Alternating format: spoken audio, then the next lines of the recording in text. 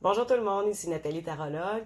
Alors, un petit spécial Saint-Valentin. J'ai mis mes accessoires de Saint-Valentin, habillés de rouge.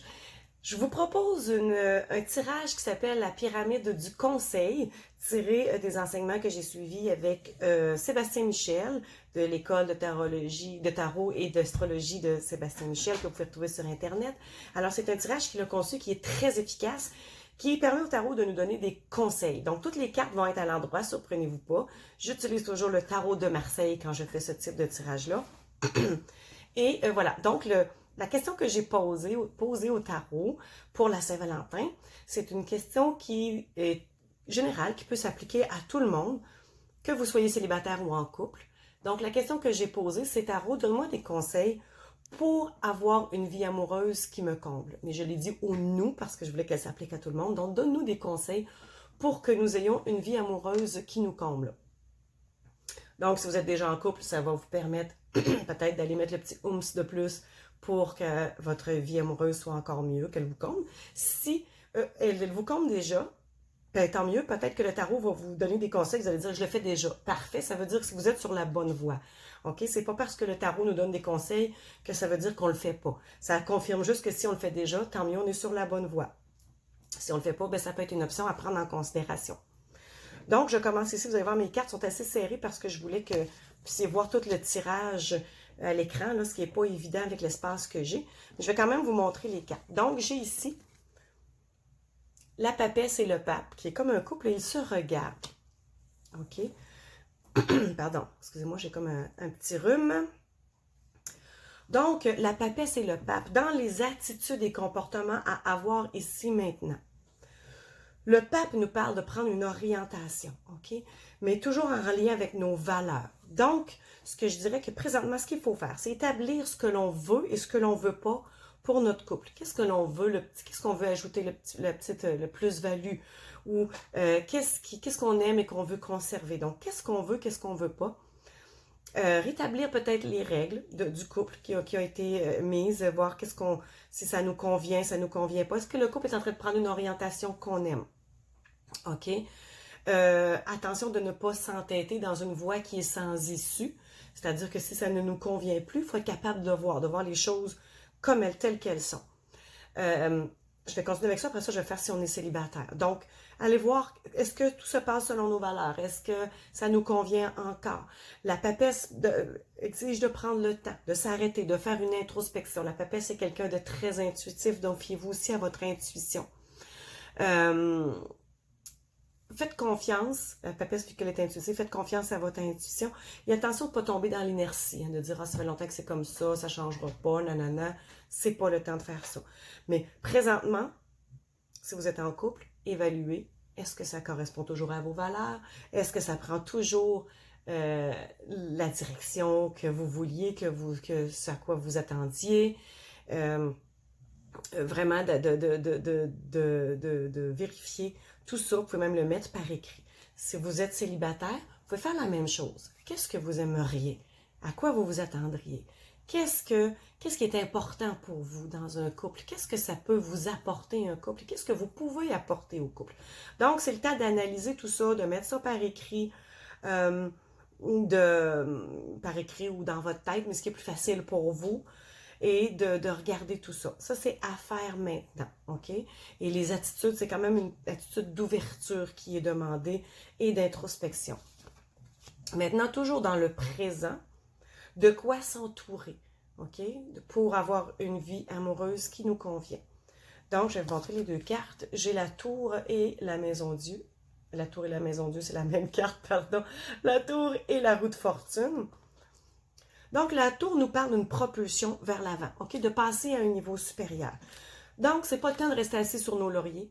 C'est le temps de mettre les énergies, le travail qu'il faut pour faire avancer les choses.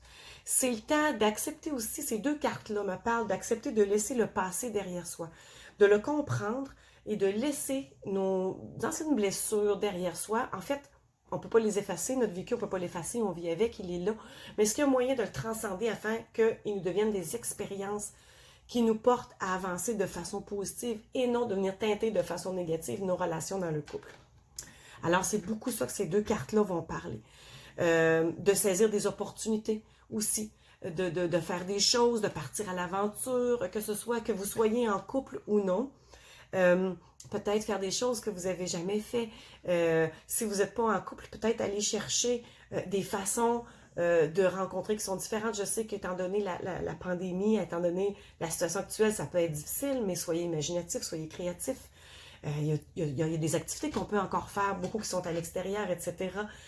Bon, fait que bref, allez chercher d'autres façons peut-être de faire. Mais ayez de grandes ambitions, OK? Ayez pas peur de viser haut pour votre vie amoureuse. Puis au pire aller, si on vise haut, puis on atteint ce sommet-là, ben c'est déjà mieux que si on visait là, puis qu'on atteint juste celui-là, d'accord? Vous méritez d'avoir une vie amoureuse qui vous comble. Et ça, c'est important. C'est important que vous le sachiez, mais c'est important que vous le ressentiez aussi. Donc voilà pour ça ici.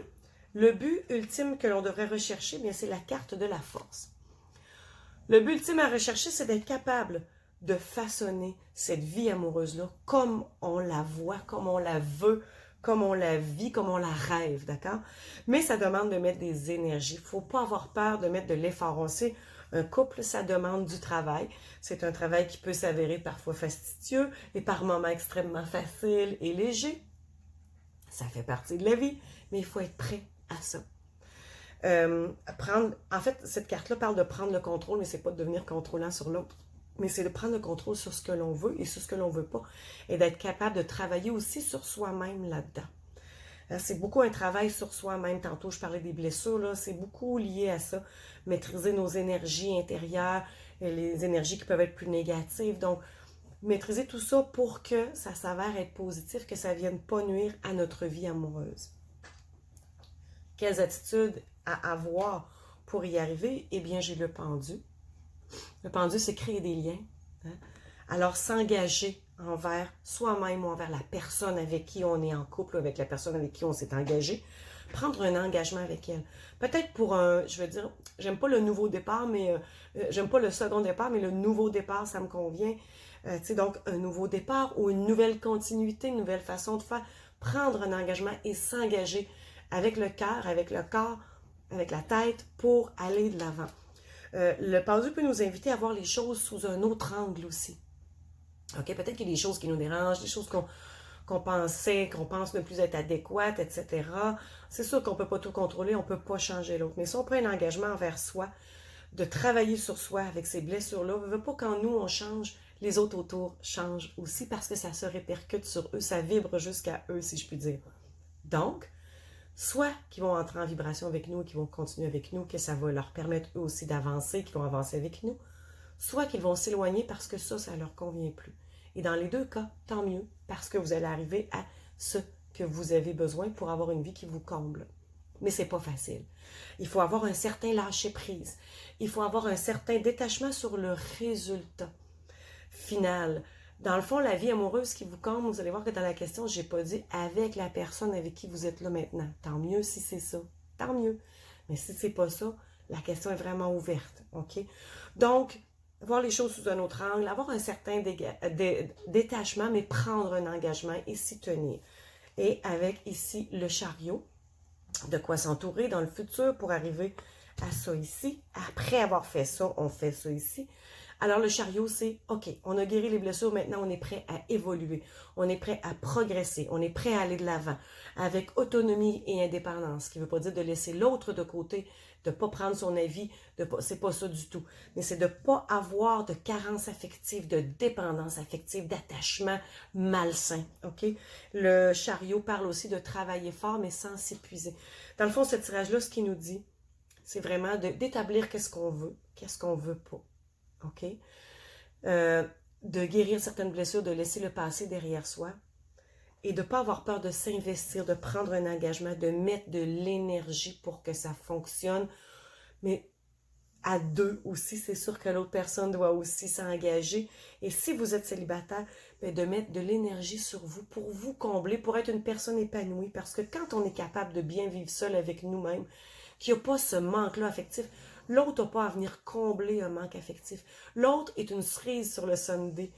OK? Il faut se combler déjà soi-même, indépendance ici, autonomie, pour pouvoir accepter l'autre de façon bienveillante et, j'ai envie de dire, et saine dans notre vie. Donc, travail, énergie, on met les efforts, on identifie ce qu'on a besoin, qu'est-ce qu'on doit laisser derrière, qu'est-ce qu'on doit transmuter. Et voilà, pour une vie amoureuse épanouie. En fait, agissez avec vous-même comme vous le feriez avec votre meilleur ami. Souhaitez-vous souhaitez-vous le mieux comme vous le feriez pour votre meilleur ami. Sur ce, je vous souhaite une Saint-Valentin dans l'amour de vous-même, l'amour des autres, l'amour de l'autre aussi. Et je vous dis à la prochaine.